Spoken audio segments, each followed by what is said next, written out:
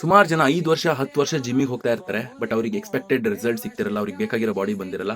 ಯಾಕಂದ್ರೆ ಇದೇ ರೀಸನಿಗೋಸ್ಕರ. ಯಾಕಂದ್ರೆ ನಾನು ಪಾಸ್ಟ್ 4 ಇಯರ್ಸ್ ಇಂದ ಜಿಮ್ಮಿಗೆ ಹೋಗ್ತಾ ಇರೋದು. ಬಟ್ ಕನ್ಸಿಸ್ಟೆಂಟ್ ಆಗಿ ಕನ್ಸಿಡರ್ ಮಾಡಿದ್ರೆ 1 ವರ್ಷ, ಅದರಲ್ಲೂ ವೆಕೇಷನ್ಸ್ ಎಲ್ಲ ತೆಗೆದ್ರೆ ಒಂದು 10 ಮಂತ್ಸ್ ಅಂತ ಕನ್ಸಿಡರ್ ಮಾಡ್ಬೋದು. ಪ್ರಾಪರ್ ಆಗಿ ಡಯಟ್, ವರ್ಕೌಟ್ ಸ್ಪ್ಲಿಟ್ ಎಲ್ಲ ಫಾಲೋ ಮಾಡಿ.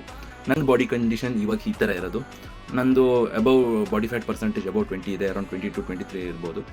ಬಟ್ ನಾನು ಈ ಪಾಸ್ಟ್ ಕಪಲ್ ಆಫ್ ಮಂತ್ಸಲ್ಲಿ ನಾನು ತಿಳ್ಕೊಂಡಿರೋದೇನು ಅಂದರೆ, ಸೊ ಮೋರ್ ಮಸಲ್ ಗೇನ್ ಮಾಡಬೇಕು ಅಂದರೆ ನಮ್ಮದು ಬಾಡಿ ಫ್ಯಾಟ್ ಪರ್ಸೆಂಟೇಜ್ ನಾವು ಫಸ್ಟ್ ಇಳಿಸ್ಬೇಕು. ನಮ್ಮದು main focus should be getting lean. ಆ 15% ಬಾಡಿ ಫ್ಯಾಟಲ್ಲೇ ನಮ್ಮದು ಟೆಸ್ಟೋಸ್ಟೆರೋನ್ ಜಾಸ್ತಿ ಪ್ರೊಡ್ಯೂಸ್ ಮಾಡುತ್ತೆ. So that is where we can gain more muscle and our muscle is also clearly visible. ಅವಾಗ ಆ್ಯಪ್ಸು ಚೆನ್ನಾಗಿ ಕಾಣುತ್ತೆ.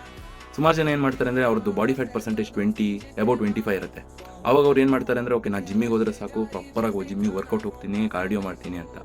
ಬಟ್ ಅವ್ರದ್ದು ಕ್ಯಾಲೋರಿ ಡೆಫಿಸಿಟ್ ಮೇಂಟೈನ್ ಮಾಡಲ್ಲ ಅವರು. ಅಂದರೆ ಡಯಟ್ ಪ್ರಾಪರಾಗಿ ಮೇಂಟೈನ್ ಮಾಡಲ್ಲ.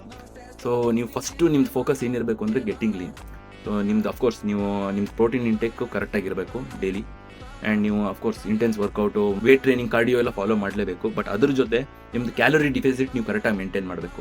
ನಿಮ್ಮದು 300-400 ನಿಮ್ದೇನು ಮೇಂಟೆನೆನ್ಸ್ ಕ್ಯಾಲೋರಿ ಇದೆ ಅದಕ್ಕಿಂತ 300-400 ಕ್ಯಾಲೋರಿ ಲೆಸ್ಸಲ್ಲಿ ನೀವು ಕನ್ಸ್ಯೂಮ್ ಮಾಡಬೇಕು ಫುಡ್ಡು ಡೈಲಿ.